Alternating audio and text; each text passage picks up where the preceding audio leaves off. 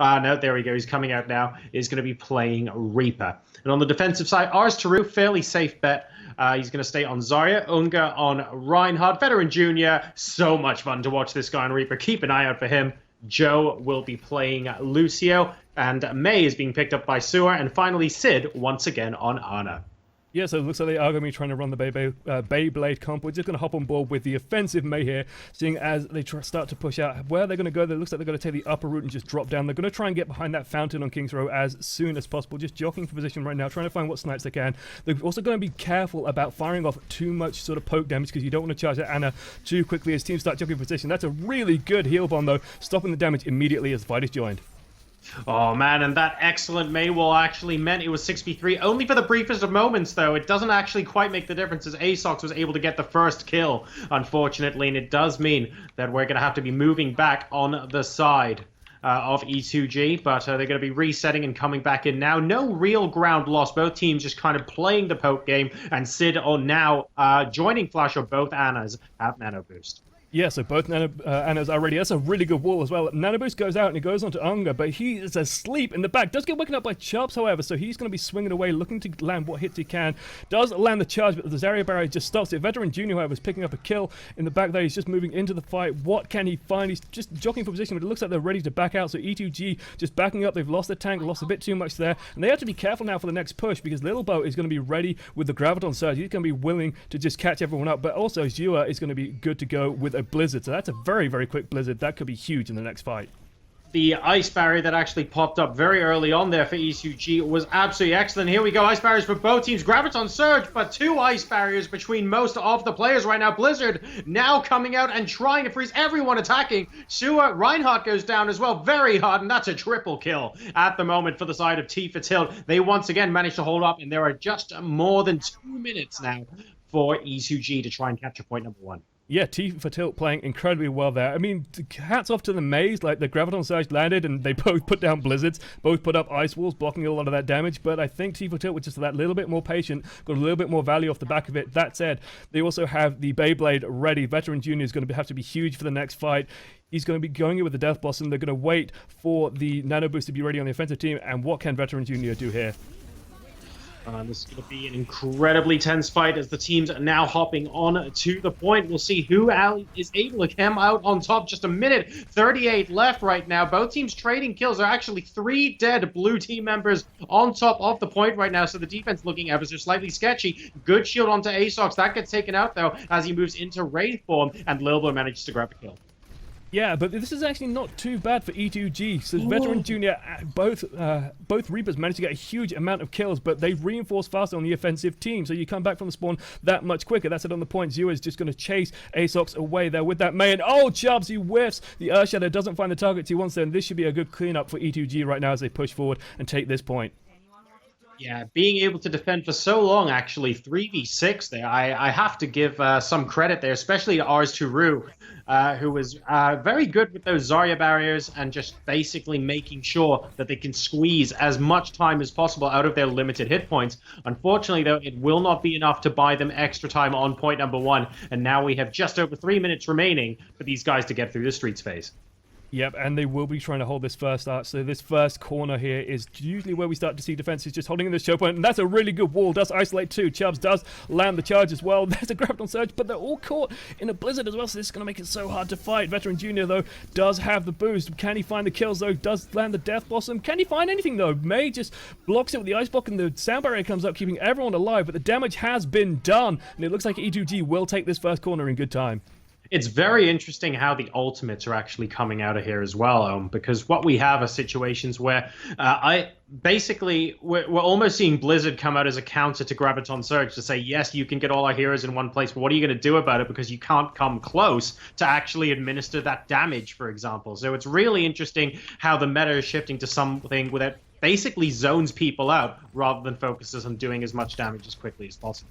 Yeah, and some of it's fairly unique to King's Row, for example, so you don't see the offensive Mei too often on other maps, but here, it's so strong. And oh my god, there's the death boss, but he gets stopped! He gets stopped during it, so Asok's not going to get what he wanted there, but the Blizzard is down, catching so many people. I think there's 3 people caught in it, but there's just no follow-up to catch it up, so Lilbo does take out ours to Rue on the Zarya, so he will go down. But oh, Chubbs with the clutch.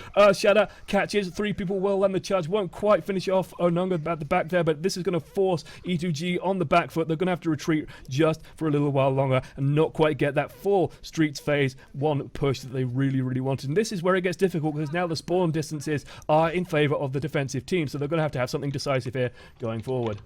A triple charge over there by Reinhardt just meant everybody got pushed back. So Tifa Tilt there definitely showing that the cards are comfortably in their favor when they're able to get some clutch plays off like that and separate the rest of the team up. E2G are pretty strong in those big team fights, but when they're separated, Tifa Tilt are able to just prise them apart like the layers of an onion. And that's another triple for Tifa Tilt. A good Mei ice wall there, just separating the rest of the support from being able to come in. And Reaper's actually got a little bit offside, but Veteran Jr. looking like he's being allowed to live. Oh, and teleporting right into the middle of death itself. Yeah, I think he got cancelled on his first teleport. We were on board with Lilbo, and I think Lilbo just dropped one of the right clicks, the Zarya right clicks, which does have that very slight displacement on it, so that will just knock you away as Reaper, and that will cancel your teleport. And I think then you just panic teleported afterwards.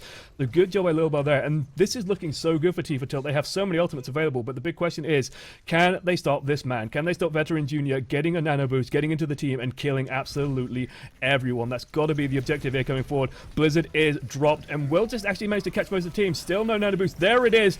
There's the Beyblade going out. Does get 2, and will just finish up with a punch there onto Risk him. So we'll take him down. Can he get 4? No, he will get frozen before he finishes it off. But this is looking so good right now for Tifa Tilt. And here comes the Graviton Surge from the other side now, but Tifa Tilt right now is that too little too late. The payload is moving on in. We are definitely going to be going into overtime here as they move on to point number 2. I also just noticed something. When Veteran Jr. got frozen. Oh, excellent! Nano boost on Reinhardt, never mind. Gets completely blocked by the Maywell, buys him a little bit more time, and Chubbs is frozen out of being able to use that as well. That Maywall timing was absolutely impeccable. Oh my lord, it just completely stopped the Earthshatter going through. Stopped so much of that damage coming out of that Reinhardt. Just completely shut him down. Veteran Jr. tried to teleport forward a little bit too aggressively there, I think, and just got caught out for his troll. That's not too big a deal. He will respawn very, very close. He will respawn in time for the next fight, I think. And for this next fight, like, there's not too many resources left. They're going to be basically relying on Asox here to find the Death Boss. And he's going to try and teleport up and over. If he manages to get there, this is actually a really solid position for him to find some good, easy kills here as teams do jockey for position around these corners. What can they find? Remember, with these around the corner, there's just not that much in terms of verticality as well. There are 1 or 2 places Reaper can drop, but they have to be careful of the nano-boosted Reinhardt as well. Chubbs can pull one out and surprise the team with an excellent Earthshatter in this kind of location where everyone is basically in a line. If you're not careful, it can be like ducks at a fairground.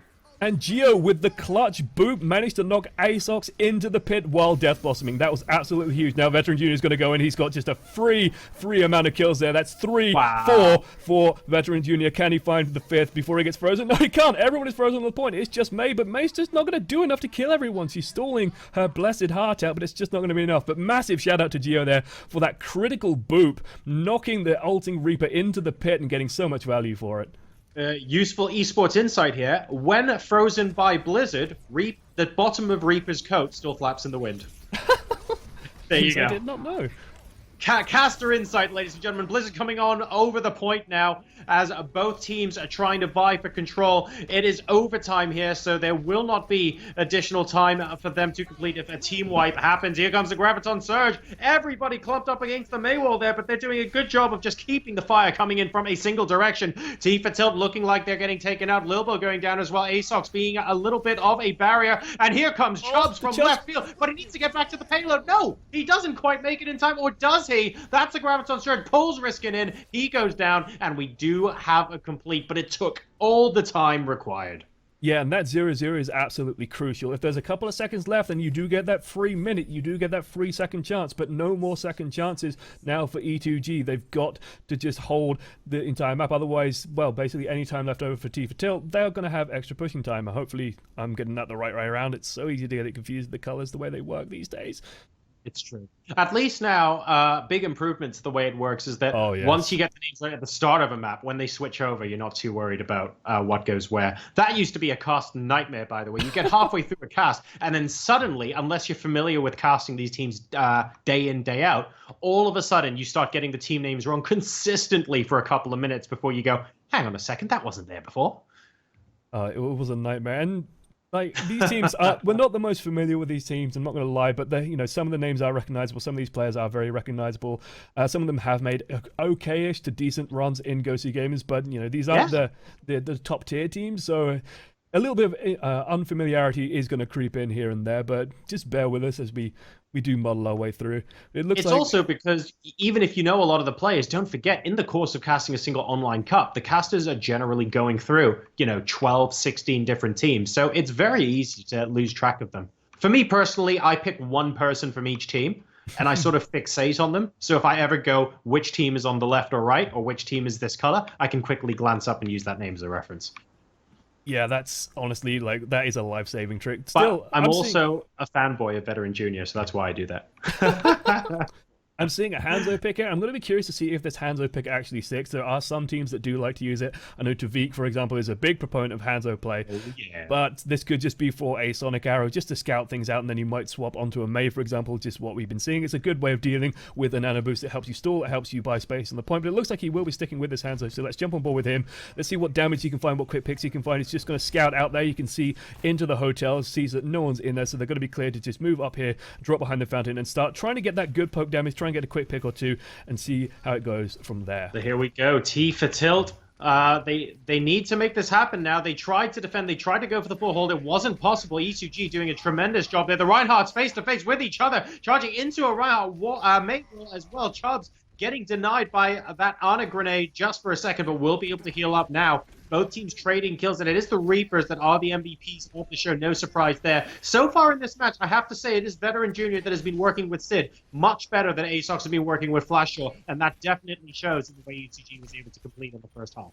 Yeah, Veteran Junior definitely showing some star quality here. He's definitely been playing well. We just see him now duking in and out of the hotel. But the point is slowly starting to tick up.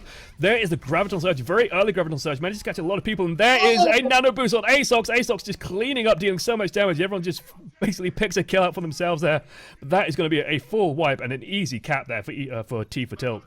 Let's talk about the MVP in that situation, flipping to the other team here. Lilbo was absolutely phenomenal because everybody was looking at ASOX. Reinhardt had his shield pointing at ASOX, understandably, with that much damage pointed at him. And then in came the Graviton Surge from behind. Lilbo was able to get everyone pinned back. There were 2 or 3 teammates there ready to DPS that team down. And while they were all looking at the Reaper, everyone behind them ripped to shreds. Yeah, Veteran Junior, though, is looking. He's hunting, trying to find the right position right now for this Death Blossom. This is so dangerous when you're going through this choke point, especially because Reaper can go up and over. You've got to be careful that he doesn't just sort of teleport round and drop down onto the back of you. It looks like, however, that T for Tilt are just going to back up for a little while, just catch a breather. They have plenty of time to do so. They do have a Dragon Strike actually available, which will buy them a lot of space, but they have to be so careful. Veteran Junior going in. What can he find on the back of this? Won't quite get one. There he goes. He gets 4 kills. Holy shit, Veteran Junior. Good job. Gets a 5th as well. ASOX on the back there. Doesn't manage to make it back into the spawn. Good job. I thought that, frankly, T for Tilt were adequately prepared for that, and that they were sufficiently far back that they'd have room to get the shield up. They'd have room for Flashshore to be prepared with a sleep dart. I thought they had all the ingredients to stop that from happening, but no. Veteran Junior with the quintuple kill. Absolutely disgusting stuff from him. And I think this is a big wake-up call to Flashshore. They need to stop this from happening. ASOX, he gets blocked out by the Baywall there. Massive call from Sewer, and he's able to make sure the Nano Boost is completely enough to And the Blizzard just gets so much value there as well. Gets 2 Veteran Junior just cleaning up, dealing so much damage with those Hellfire shotguns, as we will follow him just to see what he can hunt down the back of that. ASOX running for his life, trying to get to the large health pack, will actually make it out, but this is looking real solid right now for E2G. They're holding like champions right now, getting so much value off the back of these ultimates. The question is, how are T for Tilt going to respond to this? They're still running this Hanzo pick, they're still trying to get the value off it, but he's got to build up another Dragon Strike. Lilbo's got to get the Graviton Surge, and they've got to get something off the back of that combo, because they are not getting anything else. They've got to try and get ASOX in the right position, but they're just not getting opportunities to even get through the choke point to get him near the enemy team to land the Death Blossom. It's so good right now out of E2G. They need to really maximize the value out of Panzer by using the Sonic Arrow as well. If you're able to do that and you can spot Veteran Jr. coming before he comes around a corner, for example, never mind, here he comes, coming around the corner, can he get the kills?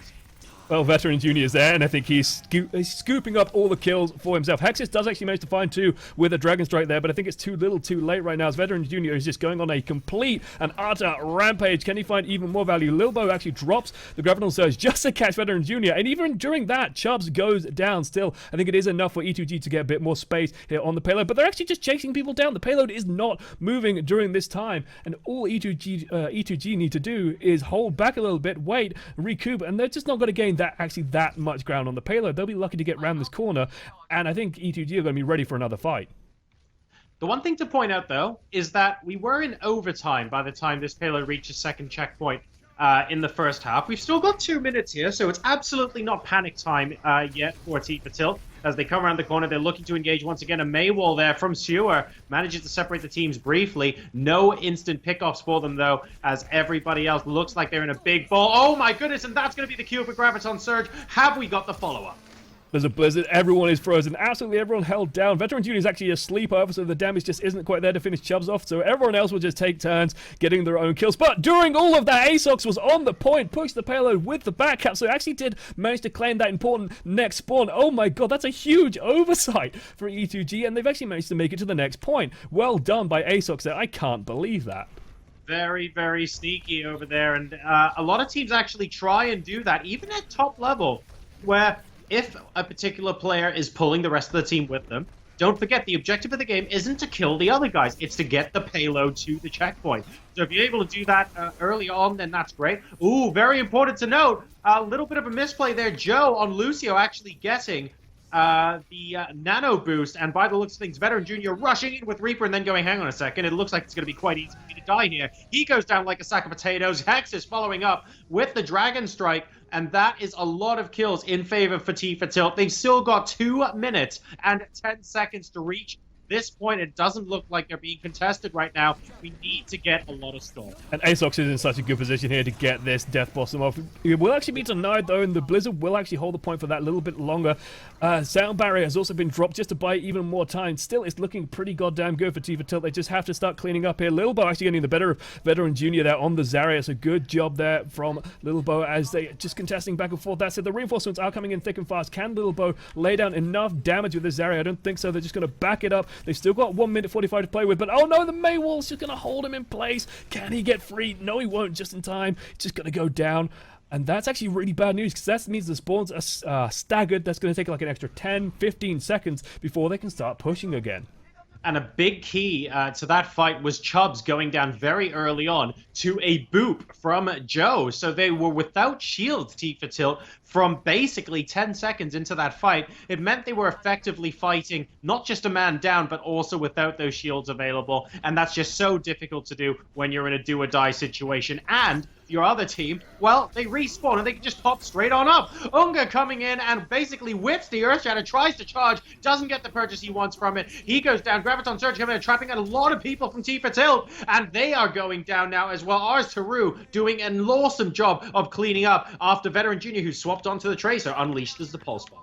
Yeah, that was a really, really nasty combo. They had a good opening there. ASOX went in around the back, did try and hunt down the Ana, get rid of that threat, get rid of the threat of the nano boost, but it was just too little too late. I think it went on to the Zarya. The Graviton Surge meant that Zarya could be her own follow-up, and the rest of the team just feasted on the poor victims just caught in that. Now Veteran Jr. ready with a Pulse Bomb is going to be looking to try and dump this on the right target, maybe try and bait out a barrier or two from the Zarya. Will just put it onto Reinhardt. Reinhardt, though, survives it and gets healed right back up as Battle is joined once more. The Dragon Strike comes in. Can it find any kills, though? Will find Geo in the back. Blizzard, however, is just stalling them up on the point, and there's so many frozen. This is still looking okay for E2G, but no, it's just too much. ASOX doing too much damage in the back there. Does clean up 2 more people. Will finish up with the third flash, who actually scoops up the actual killing blow there. Diva now coming out to try and buy a little bit more time, but there's a nano boost.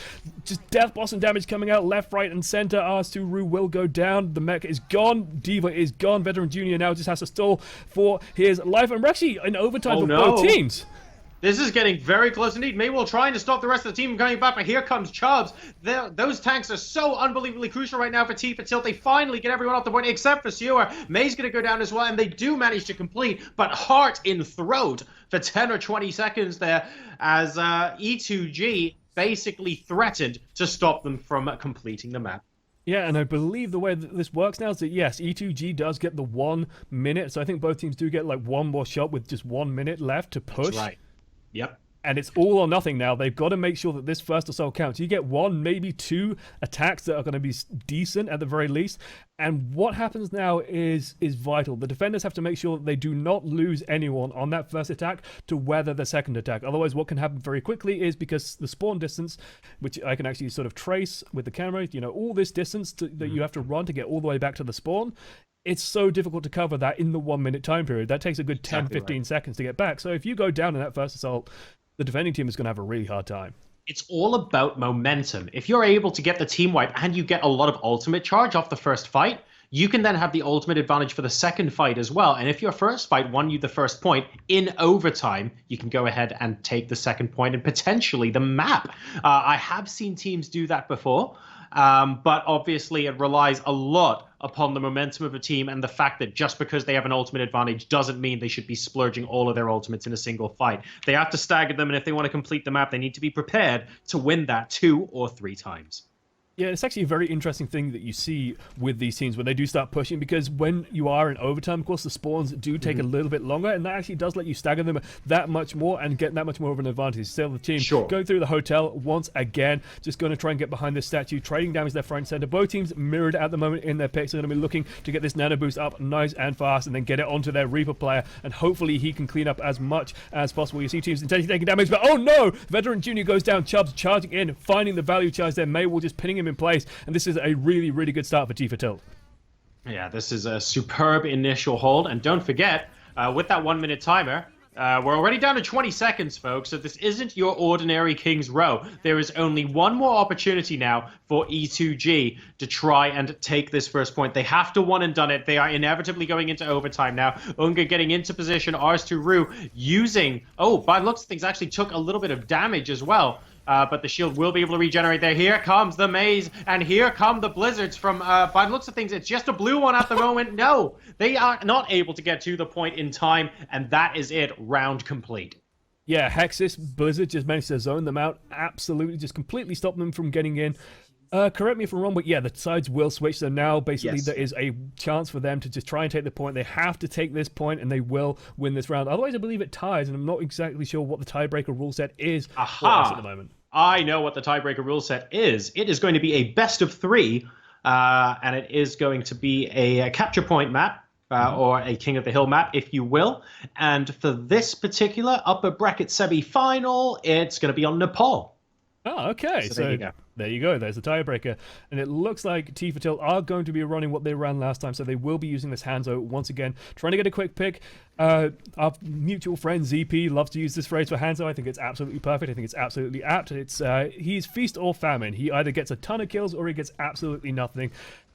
And I'm super curious to see if Hexis can pull it off. Like, Hanzo is a very, very difficult pick to play well. And meanwhile, there's a cheeky Lucio dancing outside of the spawn point, just peeking in, seeing what people are running. So they know the Hanzo is coming. They know that pick threat does exist. Geo actually managing to skate his way all the way up to the upper ground. And, I mean, trying to get value for Hanzo when you're not actually getting all of those kills as well, it's possible, but it's difficult. Can you imagine if Hexis actually had sonic arrows every single time Veteran Junior was trying to sneak around and can spot the Reaper coming a mile away? Wouldn't that be great? But being able to consistently do that involves playing your game and then also getting inside the head of someone else and playing their game. That's pretty tough to do as one person.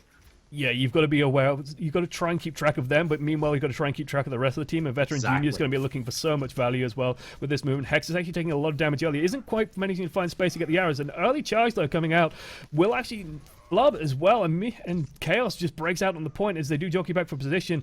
E2G backing off. Veteran Junior goes down very early to an arrow as well. Good Maywall there, but there's just no follow-up to really catch anyone with it. Chubbs sort of caught in a position, will land the charge on Onunga and won't actually be stopped there by the Zarya barrier either, so good damage coming out there. Nano boost coming out so early onto the Mei. What can Mei find with this boost? And May at the moment hopping around all over the place. Yua trying his best to make this count, but unfortunately not able to get any kills off the back of it. And E2G right now are struggling. They're playing 6v4. Chubb using the Earth Shatter, getting rid of Veteran Jr. as well as ASOX picks up a double.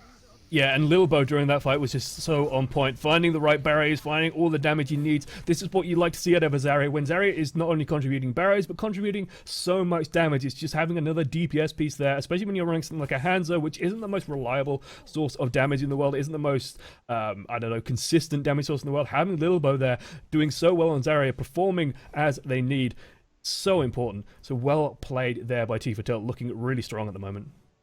I have to say, that match was reasonably close. E2G did a really, really good job of pushing Tilt all the way, but on King's Row, they are going to be just that little bit better as they go 1-0 into map number 2. Now, I actually don't know what the second and third maps could be here.